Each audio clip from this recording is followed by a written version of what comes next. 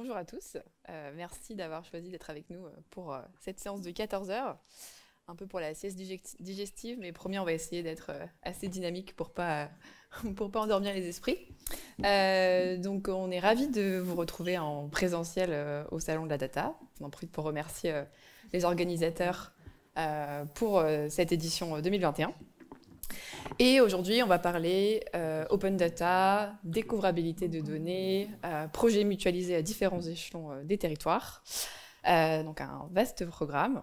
Brièvement, moi je suis Carole, donc je travaille chez Open Data Soft. Plus particulièrement, j'accompagne les projets clients. Et Open Data Soft, c'est la solution pour la valorisation de vos données. Donc on a développé un logiciel qui permet de centraliser, de redistribuer et de valoriser les données pour des organisations privées ou publiques et des données à l'interne comme à l'externe. Et plus particulièrement, on offre une solution pour les collectivités territoriales, donc les communes, les communautés de communes, les départements, les régions, pour partager leurs données ouvertes donc aux citoyens et aux parties prenantes. Et donc aujourd'hui, on va discuter plus particulièrement de ça avec trois de nos clients qui sont ici présents. Alors ils ne sont pas assis sous leur prénom, mais Bastien à gauche de Nantes Métropole, Anaïque Denis de la Loire-Atlantique et Olivier Guillon de la région Pays de la Loire. Donc je vais laisser se présenter plus en détail juste avant. Donc on va faire une interview croisée où les intervenants vont répondre à des questions que je vais leur poser. Et on va garder les questions pour la fin. Donc si vous avez des questions à la fin, n'hésitez pas. Du coup, on va commencer. Donc, Anaïque Denis, au département de Loire-Atlantique. Je suis chargée de développement des usages et services numériques dans un service qui s'appelle Participation citoyenne et usages numériques. Donc, notre ADN, c'est la gouvernance ouverte, avec d'un côté la participation citoyenne et de l'autre le pendant ouverture des données publiques. Bon, comme vous voulez. Vas-y, Olivier. Donc, Olivier Guillon, moi je suis chef de projet au service ACG décisionnel de la région. J'interviens sur les problèmes, tout ce qui est open data, mais aussi plus largement sur tout ce qui est qualité de données, un peu de la gouvernance, réutilisation interne et externe de la donnée. Bonjour, donc Bastien Fontenay. Donc moi je suis ingénieur data à Nantes Métropole, donc au département des ressources numériques, à l'unité management de la donnée. Donc je suis en charge de projets orientés données, et plus particulièrement du coup de l'administration et de l'animation du portail Open Data de Nantes Métropole. Merci à tous. Donc, comme on peut voir, en fait, l'open data, ça n'est pas un service en tant que tel. Ça peut être initié par différents services dans les collectivités. Donc, merci de nous avoir rappelé ça. Et pour en savoir un peu plus sur votre projet, est-ce que vous pourriez nous expliquer un petit peu comment ça a commencé, comment vous vous êtes organisé et quels étaient vos objectifs, notamment au départ de la démarche? La démarche mutualisée entre... Est-ce qu'il marche ? Oui, c'est bon. Entre Nantes Métropole et le département de Loire-Atlantique à 10 ans, c'était en 2011 où cette démarche est née. La région a rejoint très rapidement la démarche 1 an plus tard, et à la base, c'est une volonté des élus, donc de pouvoir mutualiser aussi bien le côté technique, d'avoir une plateforme et de mutualiser l'argent public, et d'autre part, de fournir aux réutilisateurs un point d'accès unique aux données, qu'elles soient donc de la métropole, de la ville, du département ou de la région. Parce qu'à l'époque, Etalab naissait tout juste en 2011. Data.gouv n'était pas encore la plateforme de mutualisation, un peu un point d'accès très reconnu. Donc il y avait vraiment cette volonté de faciliter la vie des gens. Et donc, ça s'est structuré avec un copil annuel qui fixe les orientations sur la mise en place, la mutualisation des outils. Et cette démarche mutualisée, maintenant, est ouverte à toutes les collectivités de la région qui, donc, ont rejoint progressivement cette démarche. Tu as parlé de Nantes. Allô ? Oui. Tu as parlé de Nantes Métropole. Donc, on va enchaîner avec Bastien. De votre côté, comment ça s'est concrétisé? Bien, du coup, Anaïg a déjà bien posé le cadre du projet commun Open Data. Donc nous, le portail de la ville de Nantes et de Nantes Métropole a également été inauguré en 2011, et il a évolué du coup jusqu'à une évolution logicielle qui s'est faite en 2018, donc pour passer sous technologie Open Data Soft. Donc nous, on travaille du coup dans une équipe de 3 personnes, donc à une unité management de la donnée, donc animée par du coup par les métiers de la donnée. Donc nous, on est porté par ces enjeux-là, hein, également d'ouverture de la donnée. On essaye de s'inscrire en fait au plus tôt dans les projets informatiques ou tout autre projet des services de la collectivité pour poser les questions sur l'ouverture des données publiques. Donc nous, en plus de ça, à Nantes Métropole, vous êtes peut-être au courant, mais en 2019, on a publié une charte métropolitaine des données qui porte en gros un cadre éthique sur l'usage de la donnée dans notre collectivité. Et les différents objectifs sont définis dans cette charte. Et du coup, on a un engagement bien spécifique sur la transparence et l'ouverture du coup des données publiques de la collectivité, des données et des algorithmes.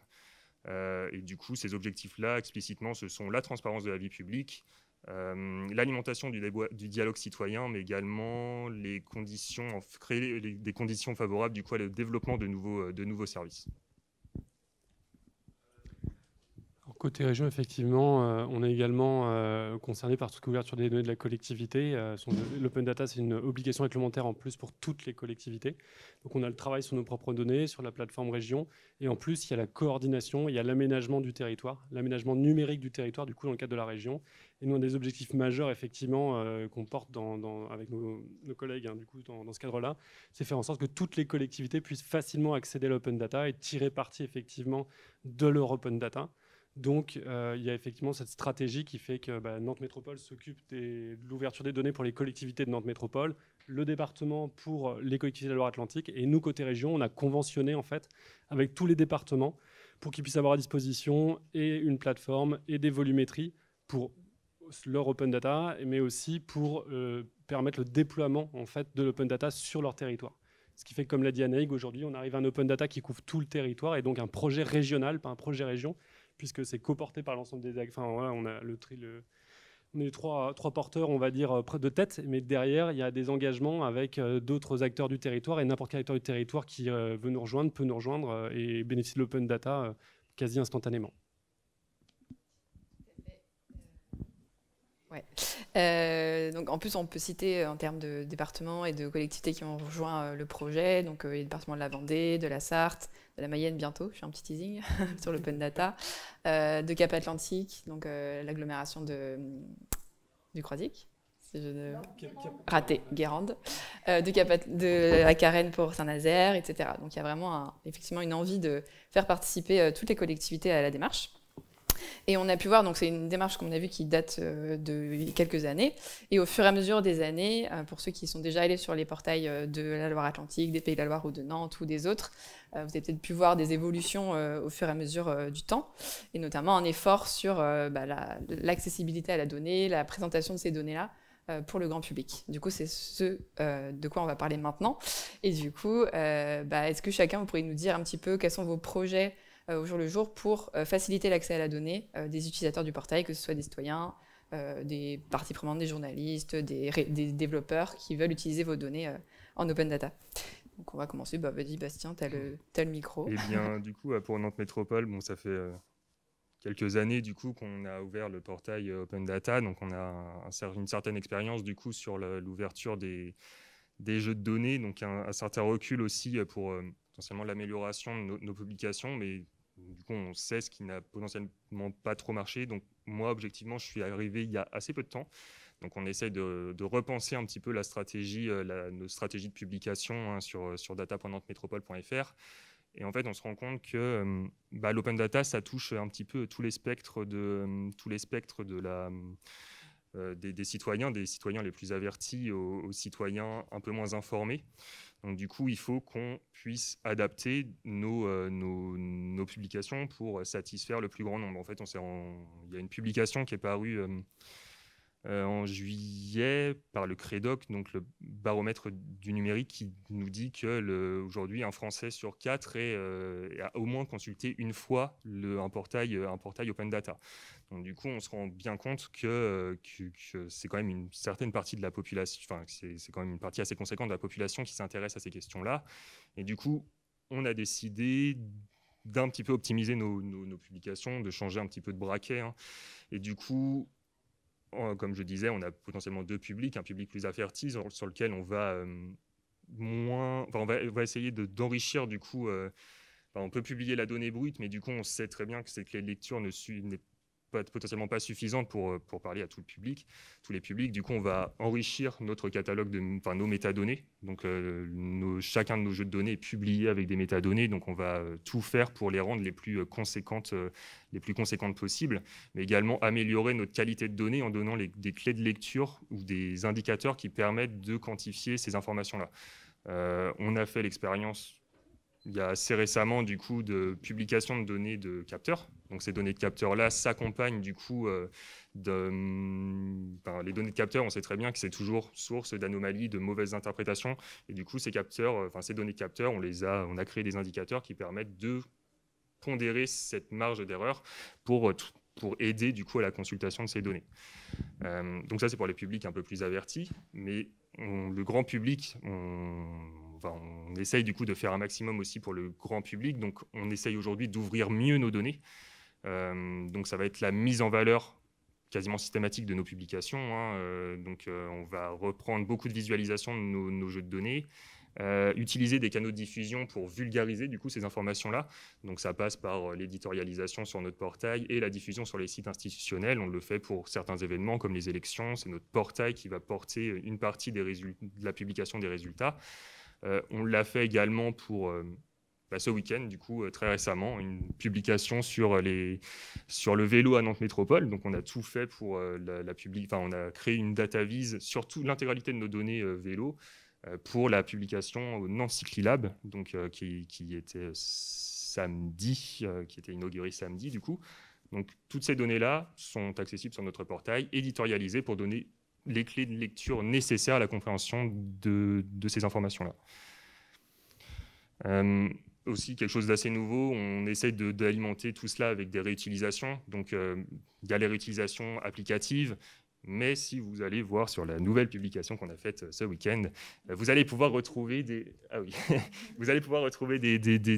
articles scientifiques qui utilisent nos données. Et on trouve que cette information-là est extrêmement intéressante aussi pour voir que la pluralité des publics est assez diverse et que le monde scientifique utilise nos propres données pour alimenter leurs propres études. Alors, nous, côté région, on travaille effectivement beaucoup sur la culture de la donnée en interne, parce que pour que la donnée elle soit complète et qu'elle soit de qualité et qu'elle soit régulièrement mise à jour, ça nécessite aussi de la transformation en interne. Donc, c'est vrai qu'on travaille beaucoup, nous, en interne, sur la réutilisation, notre propre utilisation de données pour pouvoir vous fournir aussi des données de qualité. Et puis, c'est ce qu'on fait aussi avec nos partenaires, c'est-à-dire que justement, on organise des temps entre l'ensemble des partenaires du territoire pour qu'ils puissent échanger les bonnes pratiques. Quand quelqu'un a déjà fait quelque chose, mis en place une réutilisation, ça permet aux autres, en fait, de remettre quelque chose, de le faire pour leur territoire, d'en tirer parti, et surtout de respecter la même norme, en fait. Donc, on véhicule aussi beaucoup dans le réseau des notions comme dès qu'il y a une norme, il faut respecter la norme pour que les données soient compatibles. C'est un gros enjeu pour nous, pour que la donnée soit facilement réutilisable, du coup, par des tiers. Donc voilà, d'un côté les normes, de l'autre côté une bonne culture de la donnée pour une réutilisation interne. Si la réutilisation interne fonctionne, les réutilisations externes, il y aura déjà un bon socle de qualité. Et pour en revenir à l'aspect mutualisé de la démarche, donc tous les portails de la famille ont la même structure et ils ont pour commencer une page d'accueil qui a été pensée et structurée pour les internautes. Et ça commence d'ailleurs par une boîte de recherche en fait, pour pouvoir aller rechercher directement dans le catalogue. Et juste en dessous de cette boîte de recherche, on trouve aussi des entrées directes par catégorie.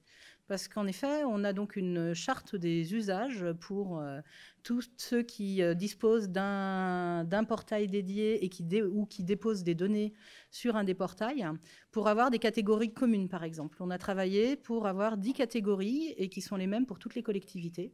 Donc, il y a cette entrée par catégorie. Ensuite, chaque portail peut mettre en évidence certains jeux de données avec des jeux de données à la une, où on peut donc, par exemple, nous présenter le nombre de kilomètres de routes départementales, ou enfin voilà, des indicateurs qui sont calculés automatiquement sur la base des jeux de données. Et enfin, on a une petite partie actualité qui permet de mettre en évidence l'actualité, soit sur des jeux de données, soit sur des initiatives liées aux démarches d'ouverture des données publiques des différents acteurs. Et puis, en bas, on a un petit widget avec les dernières données publiées et les données les plus téléchargées qui donnent un peu à voir sur la fréquentation et le visitorat. Voilà. Donc ce travail en commun permet aussi de donner un cadre qui aide les internautes à naviguer dans un portail particulier ou dans le catalogue commun, parce qu'on a en fait aussi un catalogue qui est commun. On va retrouver je crois qu'on était à 1492 hier, jeux de données qui proviennent de toutes les collectivités du territoire ligérien. Et donc ce cadre aide à s'y retrouver en fait dans ce grand catalogue. Et tu as l'imbrication ? Le fait que tu utilises le PC, Oui. Et ensuite, quand on arrive dans la page du catalogue des données, il y a des filtres sur la partie de gauche. Et on a donc ce nouveau module qu'on a développé l'année dernière avec Open Data Soft, non, même il y a 2 ans maintenant, hein, le travail, qui est ce GeoNav qui permet de naviguer à un échelon territorial. Parce qu'en effet, un citoyen ne connaît pas les compétences des collectivités, même si pour les gens qui travaillent en collectivité, c'est évident, c'est très compliqué pour le commun des mortels de savoir que s'il veut se renseigner sur un collège, ça va être auprès du département, sur un lycée, auprès de la région et sur une école auprès de la métropole ou de la ville. Et donc, ce territoire permet de faire en sorte que quand on est sur le portail, par exemple, de Nantes Métropole, on va voir les données de la métropole, mais aussi du département et de la région parce qu'elles concernent le citoyen, celles des villes de Nantes Métropole, mais on ne verra pas, par exemple, celles des agglomérations d'à côté, de la Carène ou des départements d'à côté. Et on peut naviguer en remontant ou en redescendant sur ce catalogue. On fera une démonstration tout à l'heure avec un cas d'usage très particulier. Merci à vous 3 pour effectivement la présentation des efforts mis en place par vos différentes collectivités dans la découvrabilité des données pour les citoyens. Et maintenant, si on s'intéresse un peu plus à votre démarche mutualisée, comment est-ce que vous animez cette démarche du coup avec les collectivités parties prenantes du projet? Quel projet vous avez mis en place? Est-ce que vous pouvez nous en dire un peu plus sur ça? Voilà. Alors, côté département, depuis 4 ans, on anime des temps forts et des formations à destination des collectivités du département. Donc, des formations déjà aux enjeux de l'open data, comprendre toutes les définitions déjà, l'historique, le cadre juridique, à quoi ça sert aussi, le côté des réutilisations, qu'est-ce qu'on peut en faire? Ça donne envie, en fait, donner envie et avoir. Et puis surtout, comment travailler sa stratégie d'ouverture des données publiques? Quels sont les acteurs à impliquer dans chacune des collectivités? Donc là, par exemple, j'ai une formation vendredi avec quelques agents et élus de collectivités et d'agents du département aussi d'ailleurs. On a aussi après une formation qui est plus technique, de préparation des données. C'est comment on nettoie les données, c'est quoi une donnée déjà qui n'est pas une information, et comment on fait en sorte que la donnée soit la plus propre possible pour qu'elle soit exploitable derrière. Et enfin, pour ceux qui publient des données sur le portail, de pouvoir une formation à la publication de ces données-là. Donc ces formations, c'est important pour savoir par quel bout prendre ça et puis avoir une culture et un langage commun entre équipes. Donc, on a formé un certain nombre d'intercommunalités et de communes du département depuis 4 ans. Et puis, on a monté un réseau en commun, Open Data local, calqué un peu sur ce que fait Open Data France au niveau national, pour échanger entre collectivités, organiser 1 ou 2 temps forts par an pour montrer les dernières avancées, les initiatives, et puis aussi avoir des remontées en termes d'usage et de besoins. Donc, cette charte des usages qu'on fait en commun, à chaque copile, avant chaque copile, on essaye de voir si on a besoin de la faire évoluer.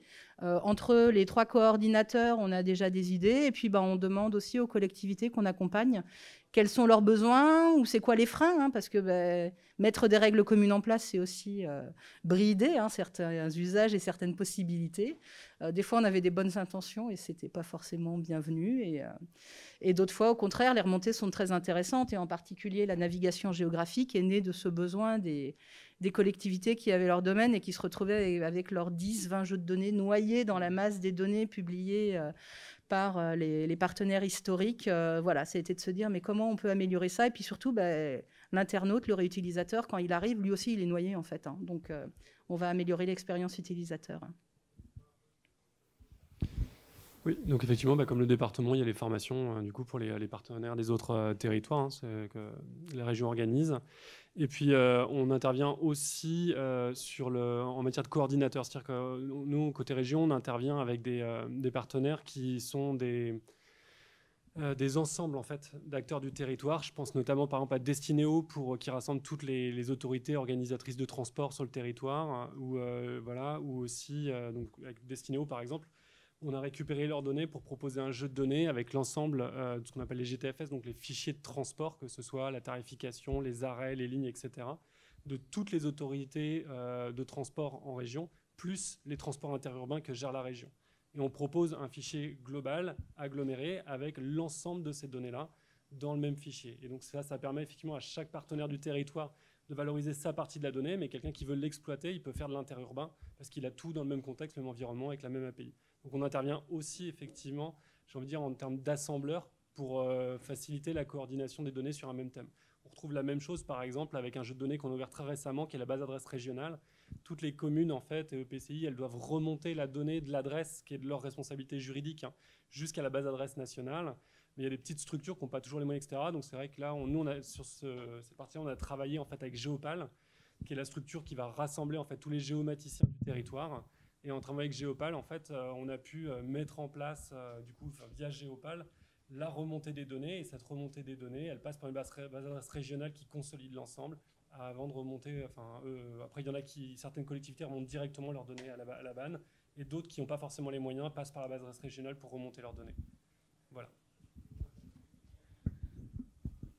Eh bien, nous, du coup, à côté de Nantes Métropole, donc nous, on anime l'open data auprès de nos 24 communes, des 24 communes de notre territoire.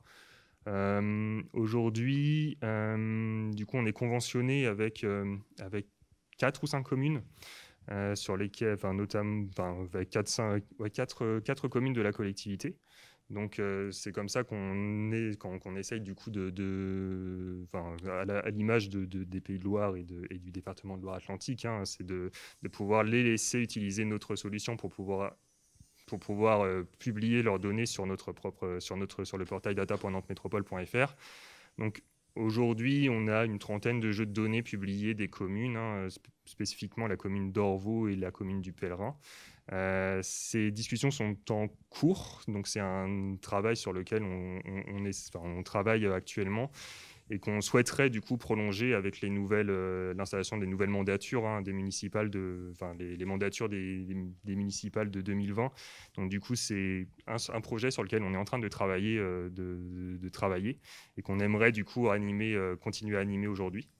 Puis nous, du coup, dans le cadre de la mutualisation, on essaye de travailler, d'effacer du coup ce carcan, comme le précisait Olivier et Anaïg, ce carcan territorial en proposant du coup en essayant de développer un catalogue qui soit mutualisé. Donc c'est le catalogue simplifié proposé par le socle commun des données locales, par Open Data France. Donc ils ont proposé un modèle et nous on essaye de construire quelque chose de commun. Basé sur les solutions Open Data Soft pour que toutes nos données soient standardisées sous un même catalogue qui s'appelle le catalogue simplifié. Donc c'est quelque chose sur lequel on essaie de travailler. Et du coup, nous, concernant nos communes, on essaye on continue d'animer tout cela. Et c'est les sujets du moment et le sujet de la mandature, de la prochaine mandature. Très bien. Merci à tous pour cette présentation. Effectivement, on voit que à vos différents niveaux, vous avez toujours cette volonté d'impliquer des communes et les différents territoires et différentes manières de le faire. Donc sans plus tarder, on a aperçu tout à l'heure le filtre géographique dont on voulait vous parler aussi aujourd'hui. Et du coup, je vais faire une petite démo de celui-là. Et vous expliquer un petit peu aussi tout le travail qui a eu lieu derrière, côté Open Data Soft, pour que ce soit réalisé. Pour revenir un peu sur le filtre, donc derrière ici, je ne sais pas si vous voyez très bien au fond, mais on a un filtre ici avec le territoire de Nantes Métropole. Et donc derrière, c'est des référentiels géographiques que notre équipe a consolidés, donc c'est des référentiels officiels, que notre équipe a consolidés et créés pour la France en partie, mais aussi tous nos pays en fait clients. Donc je vais vous montrer après des exemples un peu plus exotiques, mais restons en France pour l'instant. Et du coup, c'est un vrai travail effectivement de création de référentiels géographiques, d'enrichissement à partir des données de l'INSEE, de l'IGN, etc. Et du coup, nos clients ont accès directement à une métadonnée qui qualifie en fait un jeu de données sur un territoire. Et ensuite, on peut naviguer dans les territoires, donc en descendant, en remontant sur les différents échelons. Donc, je vais juste vous montrer un exemple. Donc là, par exemple, on est sur donc le portail de Nantes, en sachant que toutes les collectivités du projet ont le même catalogue, mais filtré parfois différemment. Et là, on va avoir les informations de Nantes, donc les jeux de données de Nantes, qui vont remonter en premier sur le portail. Donc on peut descendre, on voit, donc tu mentionnais 4 villes Bastien, donc on les voit ici. C'est vraiment petit, je pense, pour ceux qui sont faux. Je vais essayer de zoomer, mais voilà. Donc Indre, Le Pèlerin, Nantes, Orvault. Et donc si je filtre par exemple, et je veux aller voir les données qui concernent Orvault spécifiquement, vous allez avoir ici également la forme géographique de la ville d'Orvault. Et vous allez voir toutes les données qui concernent Orvault, mais aussi Nantes Métropole, la Loire-Atlantique, la région, puisque le citoyen ne sait pas forcément quelles données il doit chercher, à quel échelon. Par contre, vous avez un petit bouton ici qui vous permet d'afficher uniquement les jeux de données qui concernent Orvault. Et là, c'est uniquement les jeux de données publiés par Orvault. Donc le menu des cantines, la basse sirène, les délibérations du conseil municipal, le nombre annuel de décès, etc. Donc on peut aussi vraiment focaliser la recherche des données qui concernent la ville d'Orvault. On peut revenir ensuite au niveau d'au-dessus, donc on revenir à Nantes Métropole, et on peut se dire cette fois-ci qu'on veut chercher toutes les données qui sont liées au thème de l'éducation. Donc pour ça, on a également d'autres filtres sur le catalogue, donc citoyenneté, institution, mobilité, urbanisme, etc. Donc si je sélectionne éducation, formation, jeunesse, je vais avoir toutes les données de Nantes Métropole qui concernent l'éducation, la formation et la jeunesse, donc en particulier les établissements d'enseignement supérieur, les périmètres scolaires de la ville de Nantes, la carte scolaire, que certains d'entre vous doivent connaître, je pense, les lieux de pratique numérique à Nantes, etc. Donc tous les jeux de données qui ont été qualifiés par Nantes Métropole comme étant de la thématique éducation. Et ce petit bouton-là, je vais le réactiver pour vous montrer, ça va aussi nous montrer, donc après les jeux de données publiés par Nantes, également les jeux de données de la thématique éducation, publiés par les Pays de la Loire, par la Loire-Atlantique.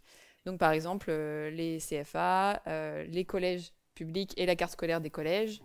Donc pour que quelqu'un qui cherche des données sur l'éducation puisse avoir toutes les données qui concernent son territoire, que ce soit sa commune, son EPCI, donc c'est-à-dire sa communauté de communes ou son agglomération, et les niveaux du dessus. Donc ça, c'est un peu le principe.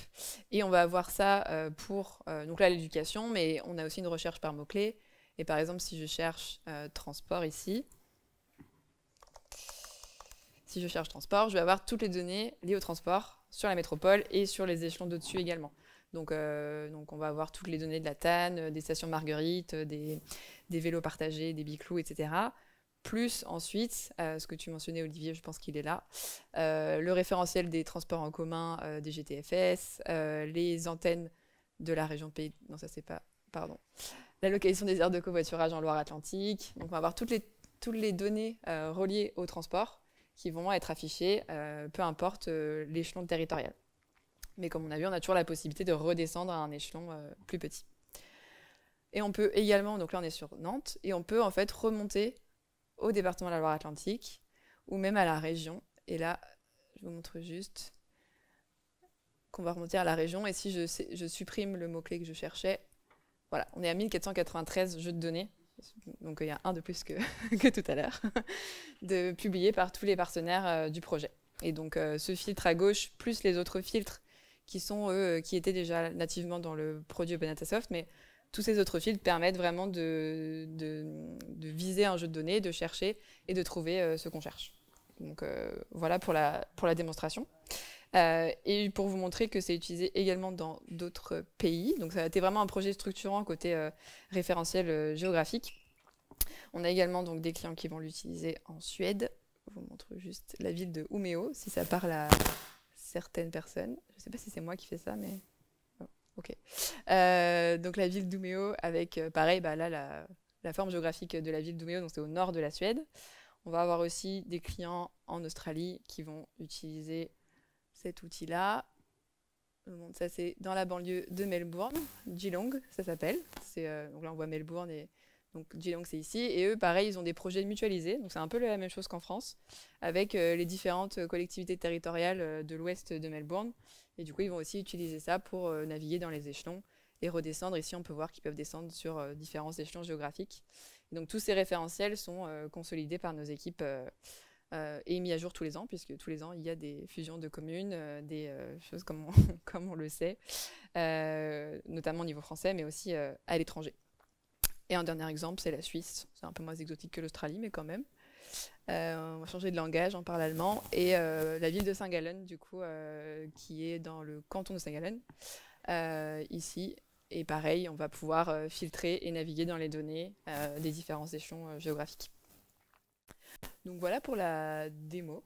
On prendra les questions juste après, mais avant tout, une dernière petite question. Et je crois qu'on est un peu en avance, donc éventuellement, j'en reposerai une autre. C'est quels sont vos projets pour la suite un peu? Quelles sont les prochaines étapes dans votre projet de partage de données et de mutualisation? Eh bien, nous, l'un des projets les plus importants, ça va être du coup de travailler avec les communes davantage. Aujourd'hui, on a, du coup, suite aux nouvelles élections de 2020, on a pris un petit peu de temps du coup pour continuer les échanges qu'on avait avec les communes. Donc, on va reprendre ça très prochainement. Continuer à travailler sur la publication de nouveaux jeux de données, notamment le catalogue simplifié, c'est quelque chose sur lequel on aimerait bien avancer rapidement. Et après, sur des sujets un petit peu plus larges, du coup, ce qu'on a pu produire pour le Nantes Cyclilab, sur les données des vélos, on aimerait bien le reproduire et continuer à enrichir notre catalogue sur d'autres thématiques liées aux mobilités. Donc, normalement, on devrait travailler très prochainement sur la voiture en ville, sur la piétonisation, sur les transports en commun. Donc aujourd'hui, c'est ces thématiques-là qu'on aimerait explorer aujourd'hui et on se rend compte que c'est très fédérateur dans nos services de pouvoir proposer ce genre de solutions-là. Et puis prochainement, on va publier quelque chose. On va publier une application de consultation des délibérations. Donc ça devrait arriver très prochainement. Avec du coup de la recherche textuelle, on a utilisé un algorithme qui nous a permis de faire de l'extraction textuelle de nos données, de nos délibérations, qui sont des documents photocopiés en fait. Donc du coup, on récupère cette interprétation, on interprète du coup les documents texte, ce qui permet d'alimenter notre moteur de recherche et vous allez prochainement pouvoir naviguer dans les délibérations des conseils municipaux si ça vous intéresse. Alors, nous, côté région, on a déjà la continuité de ce qui est déjà engagé, donc l'amélioration continue de la qualité, de la complétude des données, tout ce qui est effectivement aussi lié à la partie réglementaire sur les transports et qui est à venir, tout ce qui est transport à la demande ou effectivement tout ce qui est temps réel, ça c'est dans la roadmap. Après, on est sur une nouvelle mandature. On a une nouvelle élue du coup qui vient d'arriver sur la partie données, Madame Nebula, et donc du coup on est aussi là dans l'attente d'une nouvelle feuille de route, de nouveaux éléments qui vont nous permettre de définir les nouveaux projets à venir. Donc on ne peut pas trop effectivement annoncer de nouveaux projets maintenant parce qu'on est vraiment, j'ai envie de dire, au début d'une nouvelle mandature, donc une nouvelle aventure. Voilà. Côté département de Loire-Atlantique, donc on continue l'accompagnement des collectivités. Donc on accompagne notre 4e intercommunalité. Là, on a un petit nouveau portail en gestation qui ouvrira, j'espère, dans quelques mois. Sinon, comme Nantes Métropole, on a maintenant un jeu de données et une page dédiée sur les délibérations. Alors nous, on n'a pas fait de recherche dans le texte, on se base que sur les descriptifs et les titres pour rechercher, mais on a une belle page qui remplace un module avant qui était lié à l'éditeur, mais c'est vrai qu'avec les possibilités du portail Open Data, on peut faire des visualisations et des recherches assez avancées. Donc on ravit le service assemblé et depuis quelques mois, donc les citoyens peuvent rechercher les délibérations, mais on met aussi en ligne d'ailleurs tous les rapports, les annexes et les procès-verbaux. Et puis, sinon, on travaille en ce moment sur la labellisation de données de référence. C'est dans le cadre de notre service public départemental de la donnée. On a pour objectif d'identifier un nombre de jeux de données restreints sur lesquels on va vraiment s'engager sur des niveaux de qualité. Un peu à l'instar de ce qu'a fait Etalab au niveau national sur les données de référence. Là, l'objectif, c'est de dire et de s'assurer que la donnée, elle est fraîche, elle va être structurée, normée, Documenter, ça c'est important aussi de documenter parce que des fois on est un peu léger. Exploitable par un système de traitement automatisé, hein, ça va, il y a les flux API natifs du portail Open Data. Et puis, ça va vraiment mettre en évidence certains jeux de données. Alors du coup, là, on est sur le travail technique en interne. Enfin, il y a d'un côté un travail technique pour s'assurer qu'on va récupérer de façon automatisée les données, qu'il n'y ait pas ou le moins d'intervention manuelle qui ferait que on n'aurait plus la bonne fraîcheur, ou alors on casserait la normalisation, la standardisation ou la structuration des données. Et puis, du coup, on travaille aussi sur le côté contractuel avec les différents services, avec la mise en place de contrats de service, pour vraiment avoir une implication et puis des relations qui décrivent clairement les responsabilités, le périmètre en fait de travail de chacun des services impliqués depuis la production de la donnée jusqu'à sa mise à disposition sur le portail Open Data. Donc c'est un travail de fond qui est intéressant à faire, hein, ça permet de décortiquer un petit peu tout le mécanisme, et d'ici la fin de l'année, on devrait pouvoir du coup repérer sur le portail Open Data nos jeux qui auront un petit macaron sur la carte de données de référence, et puis on les valorisera sur une page dédiée, et puis en page d'accueil évidemment. Voilà. Merci beaucoup. Non, si c'est bon, tout le monde est passé. N'oubliez personne. Très bien. Eh bien, merci à vous trois pour cet échange. Et du coup, on va prendre les questions, si vous en avez dans l'Assemblée ou s'il y en a en ligne. Si j'ai bien compris, il y a aussi des personnes qui peuvent poser des questions en ligne. Donc, on est à votre disposition. Là, on a jusqu'à, je crois, -10. Donc, on va dire 15 minutes. Oui. Vous voulez le micro, peut-être? Il faut? Ouais. Est-ce que j'ai... Merci.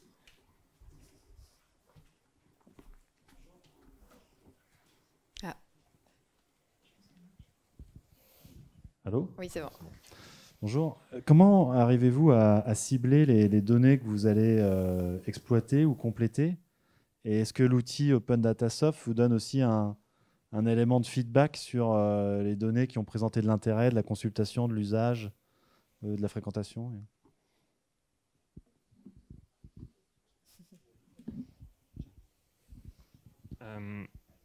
Effectivement, on a un feed.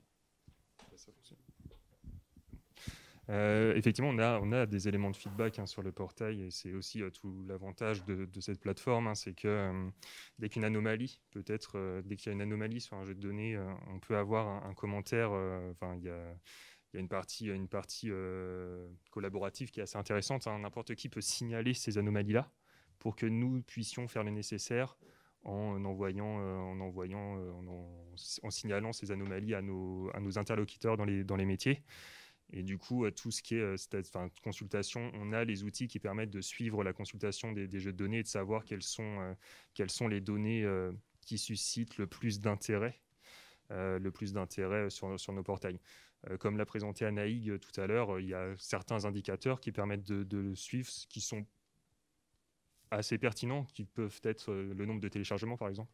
Le nombre de téléchargements de chacun de nos jeux de données sont associés dans nos métadonnées, et de par la démarche mutualisée, sont présents en page d'accueil. Donc si on va sur la page d'accueil de l'intégralité de nos portails, des portails des collectivités dans la démarche, vous pourrez voir du coup les statistiques et les jeux les plus populaires et les jeux les plus téléchargés. Pour compléter aussi, on exploite en fait nos données. Ce qui fait que nous, ce qu'on fait souvent, c'est qu'on a, avant d'ouvrir un jeu de données, on l'utilise en interne en fait. On met en place des éléments de gouvernance dans la plateforme Open Data Soft, ce qui permet, quand un jeu de données est documenté, suffisamment précis, utilisé, que les services sont satisfaits de l'utilisation qu'en est faite, et automatisé au niveau de la mise à jour, un jeu de données, il est prêt à être ouvert à ce moment-là. Il est ouvert. Donc du coup, on a aussi un process d'utilisation pour nous-mêmes de la donnée, où le bout du process, en fait, c'est l'open data. Ce qui nous permet à la fois de sélectionner des jeux de données qui sont à un bon niveau de qualité, et en même temps, quand il y a un souci, d'être les premiers informés, parce que comme on les exploite, on a souvent un retour aussi ou externe qui nous est utile à l'interne, ou interne qui évite qu'il y ait un souci pour les gens à l'externe.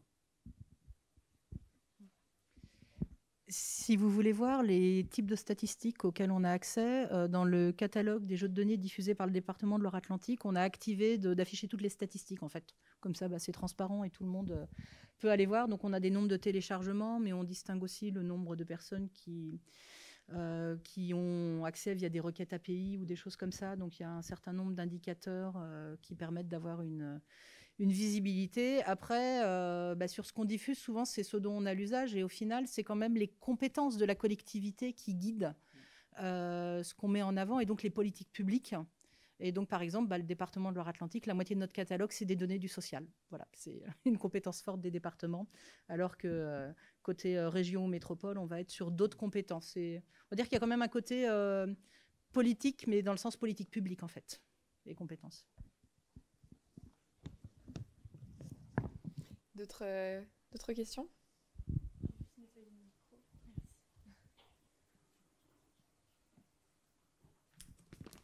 Personne. Ah, vous endormi, ça y est.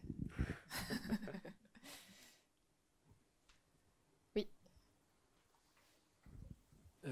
Bonjour et merci pour cette présentation. Je posais une question sur le peuplement de ces données. Elles proviennent de vos SIG respectifs, j'imagine, des métiers qui sont sur ces thématiques-là et qui apportent de l'information en temps réel qui est diffusée ensuite en open data, ou est-ce qu'il y a un process de contrôle, comme vous disiez un petit peu, de filtre avant qu'elle soit diffusée? Alors, dans le cas du département de Loire-Atlantique, on est assez peu automatisé. Et puis, vous avez parlé de SIG, mais beaucoup de données, nous, elle est sans G. C'est de la donnée qui n'est pas géographique. Après, effectivement, la donnée peut être issue de progiciels et dans ce cas-là, extraite de façon automatisée. Nous, elles nous sont beaucoup fournies en fait par les services métiers directement. Et pour la partie qui est automatisée, eh bien, les services métiers ont été vérifiés que les requêtes qui sont faites sur les bases des progiciels correspondent bien à la donnée qu'ils souhaitent qui nous soit transmise, qui avant effectivement pouvait être transmise de façon manuelle. Donc là, il y avait une vérification, mais voilà. Sinon, après, mes collègues ne seront pas forcément dans le même cas que moi. Alors, nous, au niveau de l'automatisation, on s'appuie beaucoup sur notre base décisionnelle. Donc souvent, elle est à l'origine en fait de la fourniture des données. Et donc les données sont déversées ensuite dans Open Data Soft. Et c'est là en fait qu'il y a une étape de gouvernance, c'est-à-dire qu'on décrit les attributs, on renomme des attributs pour qu'ils soient explicites, on rajoute l'information, les licences, tous ces éléments-là. Donc il y a forcément un point de contrôle, j'ai envie de dire, dans le sens où la donnée n'est pas telle qu'elle est brute dans les systèmes de production, puisque on harmonise les libellés, etc. Donc on remet les choses intelligibles à ce niveau-là. Par contre, une fois que le flux il est en place, si la donnée elle est quotidienne, tous les jours, c'est pousser du décisionnel sur les outils, sur Open Data Soft. Les transformations ont lieu automatiquement après la mise à jour et après les gens peuvent venir la consommer. Il n'y a pas un agent qui vient vérifier que la donnée tous les jours. Par contre, avant qu'on ouvre, effectivement, là, on trie, on fait de la gouvernance, quoi. Du coup, nous, on est un petit peu dans le même cas. Effectivement, nous, du coup, on a un certain nombre de choses qui sont automatisées, qui sont branchées directement sur nos systèmes. Particulièrement le SIG, on a fait un gros travail d'automatisation de nos données du SIG. Après, nous, on travaille avec également des partenaires, notamment des associations locales qui vont pouvoir bénéficier du portail Open Data pour pouvoir gagner en visibilité sur les jeux de données qu'elles vont produire. C'est le cas notamment de l'association Place au Vélo, qui produit des données de comptage tous les ans sur certains points d'intérêt sur la ville de Nantes que nous, on va pouvoir publier en Open Data. Et du coup, on va faire ça avec un certain nombre d'autres partenaires, Air Pays de Loire, Composterie. Et du coup, ces partenaires-là nous rejoignent dans la démarche et nous fournissent annuellement, du coup, donc là, c'est pas du tout automatisé, c'est de l'entretien de relations entre nous et les associations, des données au quotidien et le maintien de ces données à jour. Une autre question? Vas-y.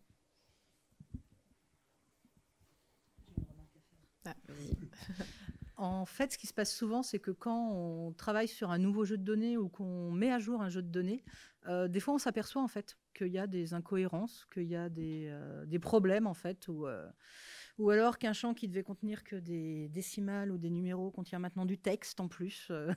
Et donc là, c'est un travail d'échange en fait et d'aller-retour avec les services métiers pour leur signaler que soit il y a quelque chose qui ne va pas dans le jeu, qu'on a repéré une incohérence, et des fois c'est l'occasion d'améliorer la donnée en fait, hein, ou des catégories qui changent d'un caractère, ou enfin voilà, des choses qui font que c'est plus exploitable en termes de données. Donc souvent, quand on travaille sur des nouveaux jeux, c'est l'occasion de monter en qualité sur les données. Nous, on l'a vu sur les délibérations, hein. Le nom des sessions, des fois il y avait l'année, des fois il n'y avait pas l'année, des fois c'était en abrégé, des fois c'était pas en abrégé. Donc on a travaillé avec le service assemblée pour justement remettre et structurer ça. Et du coup, ils trouvaient ça en plus très intéressant, hein, de voir le potentiel et l'intérêt pour l'usage après derrière de consultation des délibérations. Du coup, en fait, tout ce travail mené avec les services, je l'avais évoqué tout à l'heure, c'est extrêmement fédérateur. C'est de savoir que aujourd'hui, c'est assez compliqué du coup d'animer une démarche data, une démarche open data dans une collectivité où du coup l'open data, c'est un concept assez flou pour nos services. Et du coup, les exposer en open data et les accompagner du coup dans l'intégralité de la démarche, de la mise à jour, à la valorisation des données, c'est extrêmement fédérateur. Et du coup, nous aujourd'hui à Nantes Métropole, c'est comme ça qu'on va essayer de procéder au maximum. C'est d'associer au maximum le métier dans la conception de l'intégralité du circuit de données pour les publications en open data. C'est après je pense qu'on partage du coup la même chose. L'open data, finalement, c'est une porte d'entrée sur la partie gouvernance. Nous, aujourd'hui, on a des directions qui viennent au moment des renouvellements de marché nous associer sur les annexes qui correspondent aux données que nous transmettent les partenaires, par exemple. C'est quelque chose, je ne suis pas certain que sans l'open data, aujourd'hui, on aurait effectivement cette association-là à ce niveau-là et il y aurait cette anticipation-là du besoin par rapport à la donnée. Donc c'est vraiment un vecteur en fait, de culture de la donnée dans la collectivité. Et sur tous les métiers, effectivement, que ce soit sur la partie juridique, RGPD, que ce soit sur la partie marché, que ce soit sur la partie opérationnelle, gestionnaire, dans les collectivités, ça veut dire que l'open data permet d'injecter en fait la culture de la donnée à tous les niveaux et dans tous les métiers. Oui, une question.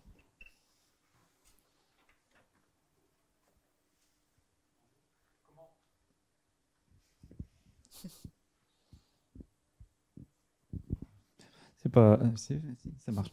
Comment vous adressez le problème de l'agrégat de données sur des couches différentes? Vous faites face à des systèmes d'information qui ont des référentiels différents. Chacun, finalement, a le droit d'utiliser le logiciel qu'il veut dans un certain domaine, périmètre.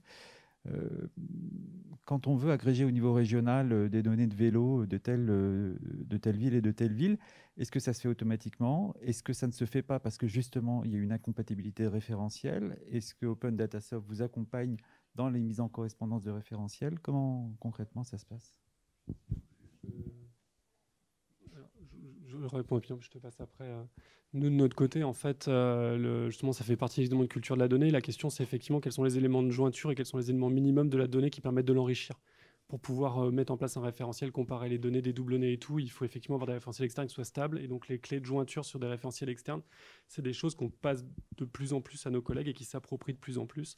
Le numéro SIRET pour une entreprise, ce genre de choses. Et donc, j'ai envie de dire que Open Data Soft, on a une chance avec l'outil, c'est que vraiment, il permet de naviguer géographiquement très facilement. On a une adresse, on peut géocoder facilement sur la bande pour récupérer les coordonnées WGS84. Et avec ces coordonnées-là, on peut récupérer n'importe quel élément, que ce soit la commune, etc. Et puis nous, on a nos référentiels internes, comme la base, par exemple, des EPCI sur le territoire. Donc ça veut dire que souvent, on part d'un élément qui permet la jointure sur les référentiels internes ou externes.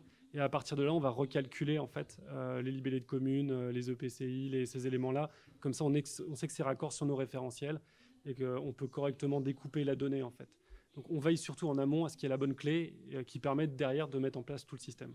C'est ce qu'on fait côté région. Et après, sur un certain nombre de jeux de données, on a des modèles, des standards qui sont nationaux.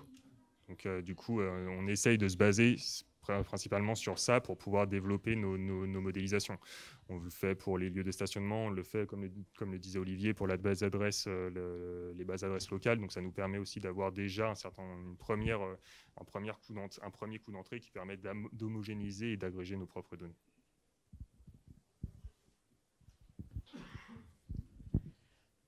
Après, dans un sens, la plupart des données qu'on publie sont les données dont nous sommes les producteurs, en fait. On n'a pas vocation, par exemple, en tant que département, on publie la carte scolaire des collèges, mais on ne va pas aller publier la carte scolaire de toutes les écoles. D'ailleurs, je ne sais même pas s'il y en a une, oui. C'est à chaque commune qui a cette compétence-là de publier sa carte scolaire, en fait. C'est là où il y a la libre administration de chaque collectivité qui décide de publier ou pas certaines données, et la non-ingérence, en fait, dans ce que publie une collectivité aussi. Donc après, si certaines données, on les a, on va les publier, surtout quand on les produit, parce que c'est notre compétence. Par contre, après, c'est vrai qu'il y a des données, ça va être du gruyère. Dans le catalogue commun, toutes les données ne vont pas être disponibles dans toutes les communes, dans toutes les intercommunalités ou sur tous les départements. Voilà, c'est le jeu. Après, c'est un moteur aussi. Pour donner un exemple, sur le sujet énergétique, on a des communes et des PCI qui ont publié sur le catalogue. Et j'ai récemment été contacté du coup par une structure qui gère du coup l'open data au niveau de l'énergie pour dire on a vu que c'était du gruyère, on a les données agrégées avec tous les niveaux. Est-ce qu'on peut échanger pour voir ce qui vous intéresse et comment on peut compléter votre catalogue, quoi.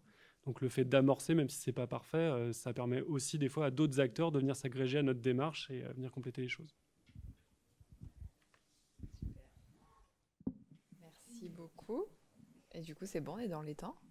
Très bien. Merci de nous avoir écoutés. Merci à vous pour la session.